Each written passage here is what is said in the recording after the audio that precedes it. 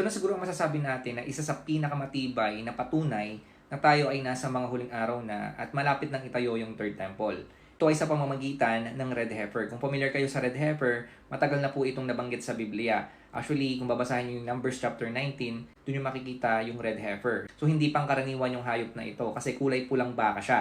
Sa Old Testament kasi ginagamit yung red heifer para doon sa ritual ng pagpapadalisay. Ibig sabihin kailangan yan para ma-purify o kaya man malinis yung tao sa kasalanan niya.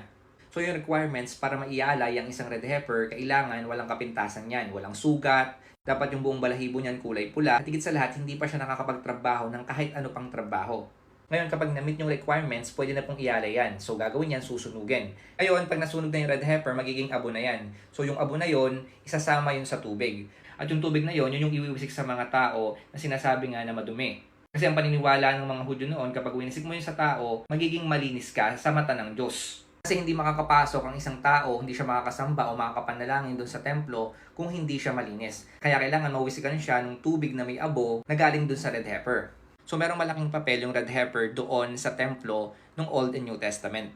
Ngayon, ayon sa tradition, ayon sa pag-aaral, mula kay Moses hanggang sa panahon ng ating Panginoong Kristo, siyam na red heifer pa lang ang nabuhay. At yun ang ginamit para po sa mga sacrifice noong unang panahon. Ngayon mga kapatid, after 2,000 years, noong September 2022 lang, nagkaroon ulit ng red heifer. Pinag-aralan po yun ng mga rabbi at ng mga Hudyo para nga po sa requirements doon sa law sa Old Testament. At nakita naman na sila ay qualified doon sa sacrifice na pwedeng gamitin. Kaya lang noong December 2024 lang na-disqualify yung tatlo. Kasi nga may nakita sa kanila na ibang kulay sa kanilang balahibo. So dalawa na lang ang natira. Ngayon yung na-disqualify na red heifer, yung po yung ginamit na pagpapractice lang sa pag-aalay na gagawin doon sa third temple pagdating ng panahon. So ibig sabihin yung nakita natin kanina na inaalay, yung po yung red heifer na na-disqualify. So, ibig sabihin, hindi pa po yun yung ritual talaga na gagawin para sa third temple. Pero mga kapatid, ang point natin dito, bakit nila ginagawa yung mga bagay na yan? Bakit sila nagpa-practice ng mga ritual o kaya man ng mga sacrifice para sa red heifer? Ang sagot lang po dyan mga kapatid, kasi alam na mga Hudyo na itatayo na yung third temple.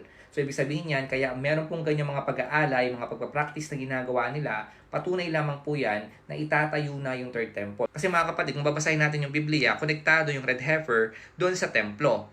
Ngayon mga kapatid, kung titingnan natin, wala na yung first and second temple. So, kailangan po ang red heifer sa templo. Since nakita po natin lumabas na yung red heifer sa panahon natin ngayon at nagpa-practice na yung ilan para po sa sacrifice na gagawin sa red heifer, patunay lamang po yan na itatayo na yung third temple. At patunay yan na araw na lang ang binibilang sa pagbabalik ng ating Panginoong Kristo.